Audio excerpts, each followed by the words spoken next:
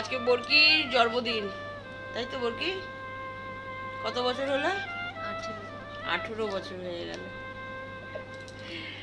আজকে 18 বছরের জন্মদিন বরকি। তেমন স্পেশাল কিছুই হচ্ছে না, কেন আগামী দিন বলছি, গতকাল জন্মাষ্টমী ছিল, তো যেমন খাটনি হয়েছে তেমন তো খরচাপাতিরও ব্যাপার থাকে। তো রাত্রিবেলা বরকিকে একটু বিরিয়ানি করে দেওয়া হবে, একটা কেক আনা হবে, আর এবেলায় দেখি কি করে দেওয়া যায় একটু হালকার মধ্যে। ও তো মাংস সেরকম খেতে ভালোবাসে না, দেখি ডিম বা মাছ কিছু একটা করে দেবো ওকে, এবেলা খাবে, আর ওবেলা একটু বিরিয়ানি করে দেবো।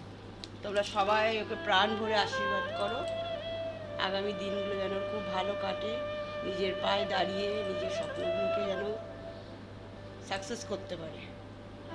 তোমরা সবাই ওকে আশীর্বাদ করো। পিসি তার ভাইজির জন্য গিফট পাঠিয়েছে, সেটাই খোলা হচ্ছে। তো কি পাঠিয়েছে চলো দেখে নিই। তো ওপরে বক্সটা দেখে তো বুঝতেই পারছিলে, তো একটা স্মার্ট ওয়াচ পাঠিয়েছে ও, কিন্তু বরকির একটা স্মার্ট ওয়াচ আছে, ওর বাবা কিনে দিয়েছিল কলেজে যাওয়ার জন্য। যাই দুটো হয়ে গেল, দুটো মেয়ের দুটো হয়ে গেল। তো স্মার্ট ওয়াচটা সত্যি খুব ভালো হয়েছে। আর তার সাথে পাঠিয়েছিল একটা পেন আর দুটো চকলেট। তো বরকির প্রথম গিফট পাওয়া হয়ে গেছে। আমরা সেরকমভাবে ওকে কিছু দিইনি, একটা জামা কিনে এনে দিয়েছিলাম। তো তোমাদের তো বললামই, যা গতকাল জন্মাষ্টমী ছিল, জানোই তো বাড়িতে একটা পুজো আসলে হলে কত খরচাপাতি কত কিছু হয়। তো জন্মদিনটা জন্মাষ্টমীটাও না ঠিক আগে পরেই পড়ে, যার জন্য একটু অসুবিধা হয়। তা ঠিক আছে, সে এটা কম বেশি করে মানিয়ে নেওয়া যায়। তাই পিসির গিফট খুলে তাই ও দেখছিল, তাই তোমাদের সাথে একটু শেয়ার করে নিলাম। তারপরে চলে আসলাম নিচে, এবার মেয়েটাকে কি রান্না করে দেবো।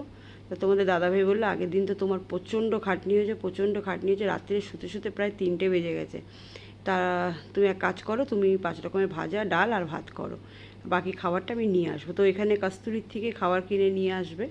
তো আমি এখানে ডাল, 5 রকমের ভাজা আর ভাতটা করে নিচ্ছি। আর গুরুদেরকে তো খেতে দিয়ে দেবো। তার মধ্যে দেখো মিনি সোনারা কী সুন্দর খেলছে।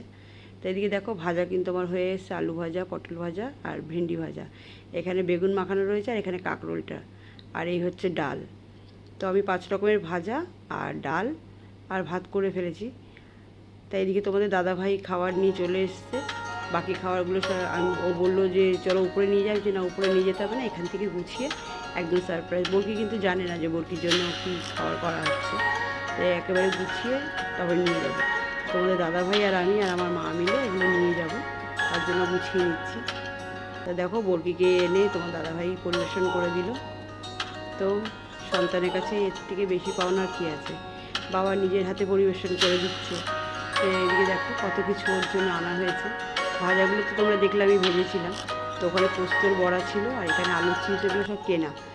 আর এখানে 5 রকম 6 রকমের মিষ্টি, এখানে দই, আর গাজরের হালুয়াটা আমার মা করে দিয়েছে, আর পমপ্লেট, আর এদিকে ডাক চিংড়ি আর খাসির মাংস।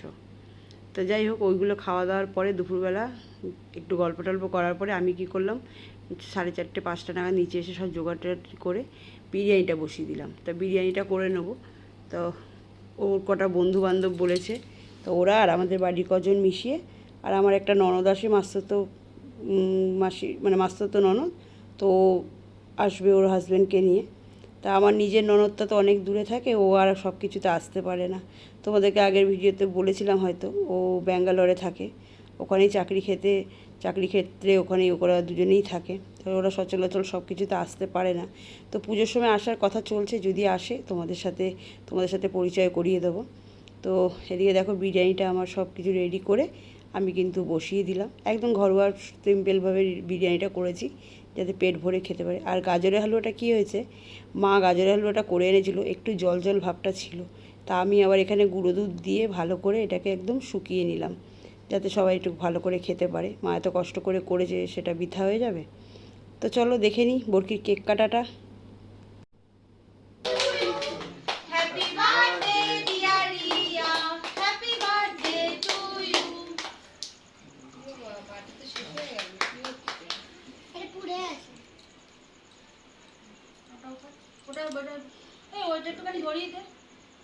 আবার চলে গেল। Happy birthday to you.